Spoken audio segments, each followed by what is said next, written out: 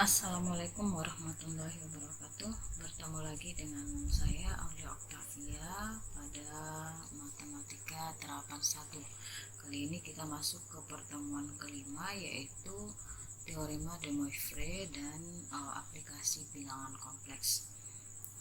Nah, Teorema de Moivre ini adalah salah satu teorema dalam bilangan kompleks yang sering digunakan dalam menyelesaikan soal-soal yang terkait dengan bilangan kompleks.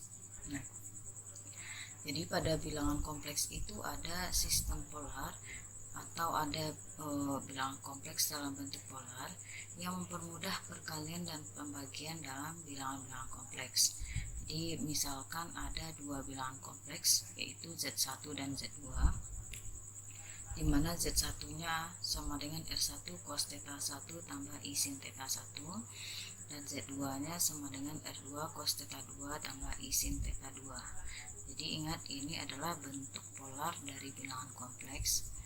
Maka jika kita kalikan kedua bilangan kompleks ini, berarti kita kalikan semuanya ya, R1 kali R2 dikali cos theta 1 tambah I sin theta 1 dikali cos theta 2 tambah I sin theta 2. Nah, ini sama dengan kita kalikan ini cos theta 1 kali cos theta 2 ditambah cos theta 1 kali I sin theta 2 tambah I sin theta 1 kali cos theta 2 tambah I dikali I, di sini I kuadrat kan. Nah, I kuadrat sama dengan min 1, makanya di sini menjadi min sin theta 1 sin theta 2. Nah, setelah ini kita kelompokkan mana yang tidak mengandung I dan sesama dengan tidak mengandung I. Ini di sini cos theta 1 kali cos theta 2 dikurang sin theta 1 kali sin theta 2. Begitupun yang ada I-nya kita kelompokkan, sehingga menghasilkan 1 kali R2 kali cos theta 1 tambah theta 2 tambah I sin theta 1 tambah theta 2. Ingat rumus kosinus penjumlahan sudut. Ini adalah cos theta 1 kali cos theta 2 dikurang sin theta 1 kali sin theta 2. Ini sama dengan cos theta 1 tambah cos theta 2. Jadi kalau cos A cos B kurang sin A sin B, nah ini adalah cos A tambah B gitu ya. Nah, ditambah I-nya, kita keluarkan I-nya. Jadi cos theta 1 sin theta 2 tambah cos theta 2 sin theta 1 atau cos A sin B tambah sin A cos B. Nah, itu ya, jadi menjadi sin dia. Sin theta 1 tambah theta 2. Nah, ini atau bisa kita tulis sebagai R1 kali R2 cis theta 1 tambah theta 2. Nah, jadi kalau bentuk polar ini, kalau ada dua bilangan kompleks dikalikan, hasilnya bisa kita cari langsung ya. 1 kali R2 cis theta 1 tambah theta 2. Nah, ini untuk dua bilangan kompleks.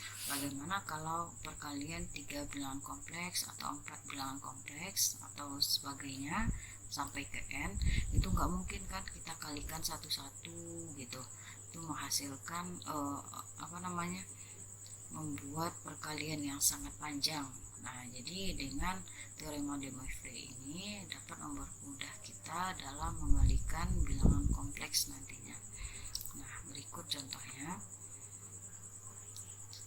Nah, makanya ini ya, jadi dengan sendirinya ketika kita punya N bilangan kompleks, nah ini Z1 kali Z2 sampai Zn, kita kalikan semuanya, akibatnya ini diperoleh R1 kali R2 sampai ke Rn cis. Nah, tetanya cukup ditambahkan.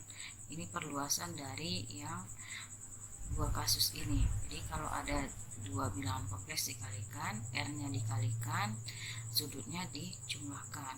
Nah, kalau ada N bilangan kompleks, maka R-nya dikalikan sampai ke N dan sudutnya dijumlahkan sampai ke N. Nah, selanjutnya apa yang akan terjadi jika Z1 sama dengan Z2 sama dengan sampai ke Zn ya. Maka dengan menggunakan teorema de Moivre ini, akibatnya R-nya juga sama gitu kan. R-nya ada sebanyak N. Makanya Z pangkat N ini sama dengan R pangkat N cis. Nah, penjumlahan tetanya. Tetanya sama semua, teta tambah teta tambah teta sampai N tetanya. Sebanyak N buah. Makanya di sini cis N teta dengan N bilangan bulat. Contohnya, misalkan Z sama dengan 3 kurang 3I, hitunglah Z pangkat 3. Nah, di sini maksudnya nih, kalau kita punya bentuk rektangular atau bentuk baku dari bilangan kompleks ini adalah Z sama dengan 3 kurang I. Kalau dipangkatkan 2 ini masih gampang gitu kita kalikan. Tapi kalau udah pangkat 3, pangkat 4, mungkin kita kalikan berulang-ulang kali. Nah, makanya kita gunakan teorema de Moivre di sini. Berarti untuk teorema de Moivre kita ubah terlebih dahulu dia ke dalam bentuk polar. Kalau bentuk polar berarti kita harus cari R dan tetanya terlebih dahulu. Jadi pertama kita gambarkan di mana posisinya. 3 kurang 3I, kira-kira dia di sini berada di kuadran keempat. Sehingga R-nya adalah 3 akar 2, akar 3 kuadrat tambah min 3 dikuadratkan. Dapatlah 3 akar 2, dan tetanya adalah tan inverse dari min 3 per 3. Tan inverse min 1 sama dengan min V per 4. Ini boleh, atau mau ditulis kalau kita pakai sudut yang positif juga boleh. Berarti di kuadran keempat ini adalah 360 dikurang theta. Nah, tetanya kita peroleh 45 derajat, berarti sudutnya adalah 360 kurang 45, 315 derajat. Nah, itu boleh ya. Jadi theta pakai yang negatif boleh, atau kita pakai yang positif 315 itu juga boleh. Di kasus ini saya pakai yang negatif saja. Nah, akibatnya setelah dapat R dan tetanya, maka berdasarkan teorema de Moivre yaitu Z pangkat N sama dengan R pangkat N cis N theta. Jadi kalau N-nya 3, ini adalah Z pangkat 3 sama dengan 3 akar 2 yang dipangkatkan 3 cis N-nya 3 dikali min V per 4. Nah, setelah itu kita dapat ini ya.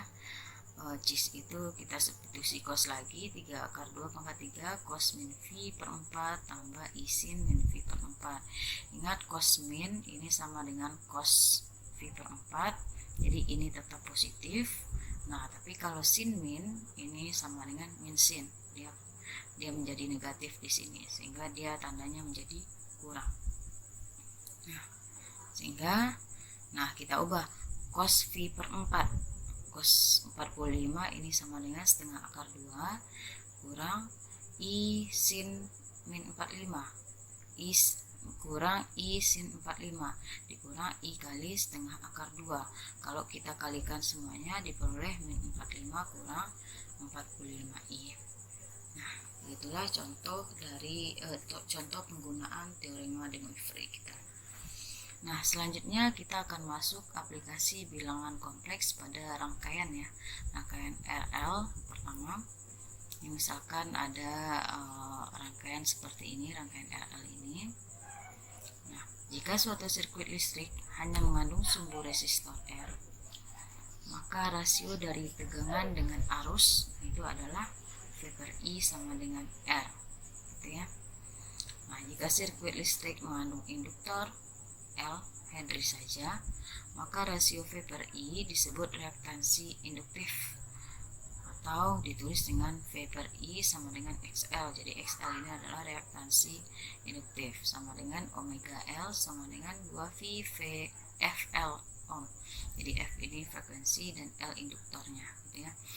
Jadi rasio V per I pada rangkaian RL ini yang mengandung resistensi dan reaktansi dinamakan impedansi, sehingga impedansi ini adalah R yang ditambahkan dengan I omega L, atau bisa ditulis R ditambah I dikali XL, dengan Z itu adalah impedansi total.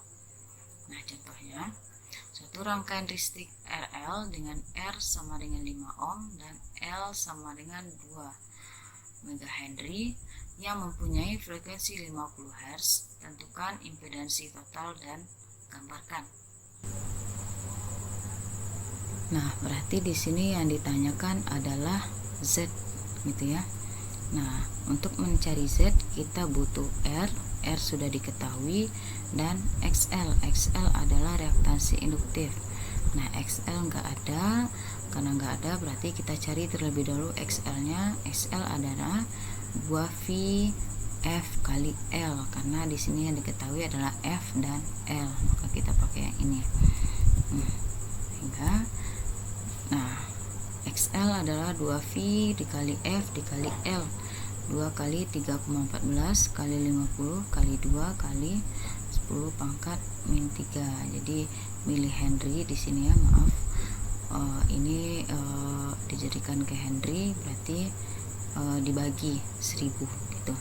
Nah, sehingga diperoleh 0,628. Maka impedansi totalnya berarti Z sama dengan R tambah IXL. R nya 5 ditambah I 0,628. Nah, kalau kita gambarkan pada diagram argan, berarti ke kanan sebesar 5 dan ke atas sebesar 0,628. Nah, jadi kira-kira di sini ya setnya impedansi totalnya di kuadran pertama ini. Nah, ini contoh untuk rangkaian RL. Selanjutnya untuk rangkaian RC. Nah, jadi untuk rangkaian RC ini, kalau yang sebelumnya itu adalah reaktansi induktif, kalau yang untuk RC ini adalah reaktansi kapasitatif. Nah, XC ya, dengan XC ini adalah V per I, atau bisa juga ditulis sebagai 1/2F 2V dikali FC, dengan C itu adalah kapasitor, sehingga impedansi total di sini adalah akar dari R kuadrat ditambah X kuadrat C. Contohnya di sini ya, tentukan impedansi total dari gambar dan buat grafiknya jika F-nya sama dengan 10.000 Hz. Nah, dari grafik ini R-nya adalah 10 ohm dan C-nya adalah 5 kali min 10 pangkat 5 kali 10 pangkat min 6. Nah, sini kita cari XC-nya terlebih dahulu, 1/2V dikali F dikali C.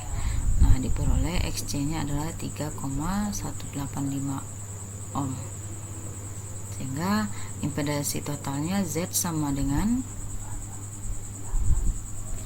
akar dari R kuadrat tambah XC kuadrat. R berarti 10 kuadrat sama dengan 100, dan 3,185 kuadrat itu hasilnya 10,144225.